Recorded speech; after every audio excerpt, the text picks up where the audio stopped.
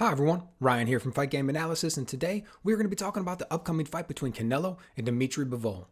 But before we jump into that, if you've been enjoying the content, please go ahead and click on the like button and also subscribe to the channel. Really appreciate your support. Alright, so the Canelo sweepstakes have wrapped up. It's all done. We had a lot of debate about who was going to get what, about what fights we were going to see. He was going back and forth with, different people in different companies about these 2-fight deals that he was going to sign. Eventually it was eventually boiled down to either Charlo and Benavidez or Dmitry Bivol and Triple G. We got Bivol and Triple G. Now look, I'll be honest. I was kind of 1-1. I wasn't really that interested in the Charlo fight. Really would have been interested in seeing him fight Benavidez. Wasn't really that interested in him fighting Triple G, but I am looking forward to him fighting Bivol. I think Bivol is a highly underrated fighter. I mean, you look at this dude, amateur career, very accomplished. Won world championships or international tournaments, whatever it was, a gold medal at the 2013 World Combat Games. Ended up with a record of like 268 wins and 15 losses. So very accomplished on the amateur scene. And that means a lot because when you're out there as an amateur, it's really your chance to kind of build your base. It gives you the ability to see so many different styles and deal with so many different types of fighters that you just don't get in the pro ranks. Before you get to the professionals, you kind of want to get all that done. You want to see all of those looks. You want to get that experience so that you're not learning on the job, so to speak. So he got all that out of the way. Then he comes into the pro ranks, currently like 19-0, 11 knockouts. This dude can fight, man. He's naturally a much bigger man than Canelo. Very fast hands for 175 pounds. Has a very good jab. Fights going forward, fights going backwards. He's fought very good levels of competition already. Sullivan Barrera, Isaac Chalamba, Jean Pascal, Joe Smith Jr. He's just going out there and running through guys and dominating in all of these fights. Winning these fights on the cards like 119, 109. 118, 110. Going out there and absolutely dominating these guys who were at the top of the division. I mean, Sullivan Barrera was a very good fighter in his own right. Went out there and just smoked him for the most part. Look at the way he works the jab in that fight. Look at the way he's able to counterpunch in that fight. The way he's able to control the distance, the timing, the rhythm, the way he'll back up and then come in and close the gap. That's all really good stuff. And look, we've seen Canelo have problems with some of these things in the past. How did Canelo do against a guy with really fast hands and a good jab when he fought Billy Joe Saunders? He was able to get that jab off at times. What about Caleb Plant? He was able to go to the body with that jab and go upstairs with it. How many rounds did he lose when he fought Kovalev? A guy who's bigger with the taller reach. I mean, Bivol, when he came up, I think he was like 12-0 with 11 knockouts or something like that. And then the knockouts have significantly slowed down once he started to increase his level of competition. So there was a time when he was thought of as a puncher. But I don't really think of him as a puncher like that anymore. Like, he's not going out there against these top guys and getting knockouts. So when you look at a guy like Kovalev, 100% Sergey Kovalev was a bigger puncher than Bivol. And you would say Canelo was able to deal with that, right? You would even say that Triple G was a bigger puncher than Bivol. I say maybe. We know Triple G was just a murderous puncher in his prime. Bivol isn't that, but Bivol is naturally the bigger man. You're talking about 175 pounds versus 160. So maybe, back when Triple G was at 160, their punching power would have been equivalent. Not really sure. But my point being, Canelo has dealt with that before and been successful. Canelo's dealt with a guy with a really good jab and fast hands and been successful. But he hasn't been able to overcome it flawlessly. It hasn't been without problems. He goes in there and he'll lose rounds. He ends up closing the show a lot of times. He's phenomenal at closing the distance. He's phenomenal with his timing and his counterpunching.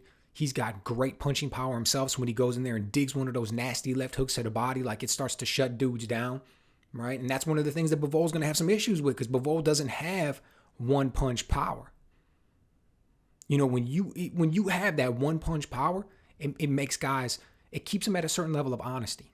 It's going to prevent Canelo from just kicking down the front door and coming in and doing what he wants, so to speak. Now, look, he's not going to really be able to do that anyways because of other skills that Bivol possesses. Very good counter puncher, punches well in combinations, knows how to set traps. Very good footwork. So you try and kick down the door on him, he's going to be able to back up against the ropes, and he's going to know how to circle out.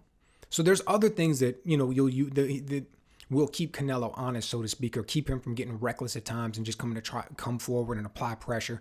But it's not the same as when you can just land a nasty right hand on somebody's chin and potentially turn their lights out. Like that really has a way, of shutting the guy's offense down and making him be very picky and choosy about what he does. And that isn't the power that Bivol has, but his skill set is very high. He's very technically sound. So I'm really interested in this fight to see what Canelo's going to do. You know, when he took this, it was funny. When he took it, you know, David Benavidez was going to come out and say a few things about it because obviously he wanted to fight. There's nobody around this weight class, or maybe even in the whole sport of boxing, right, to be honest, who's going to generate the amount of money that Canelo does. So when Benavidez missed out on the Canelo fight, I'm sure he was a little bit disappointed. So he comes out on social media and he said, Canelo already fought all his tough fights. He's a businessman now. He's making the best business decisions. Everybody knew that he wasn't going to fight me.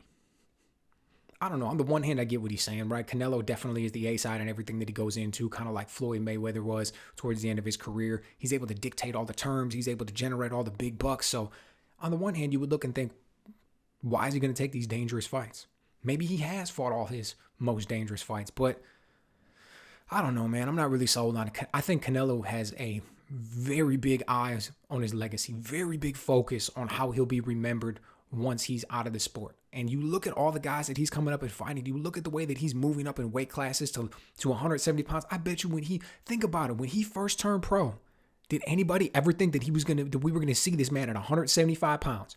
175 pounds fighting the best there is, right? Whoever it was at the time, like when he fought Kovalev, that's who people thought was the best. Now he's moving up and he's fighting Bivol, and maybe Bivol isn't considered 100% the best at 175 pounds, but he is one of the top guys. But not only is he going up there and fighting the best guys, he's stopping them.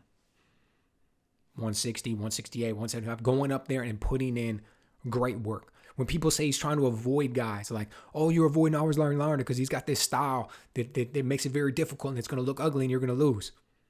He said, you want me to fight him? I'll fight him. People said he was avoiding Triple G because of all the power that he possessed and he was going to be able to go in there. You know, Oscar De La Hoya isn't going to protect you. I'll fight him. Escaped in some ways in that first match, right? Didn't get the loss that a lot of people thought that he was supposed to get in that first match with Triple G.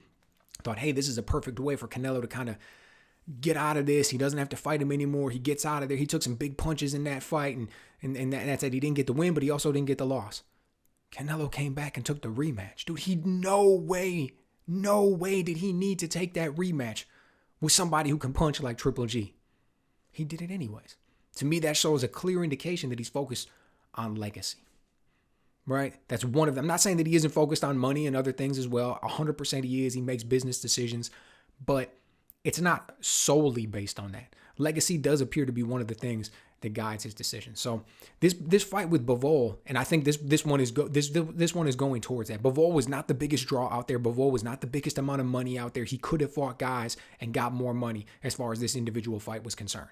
All right, Bivol isn't out there selling out all these stadiums and pay-per-views and everything like that. He's not, Canelo's definitely carrying the weight of this fight.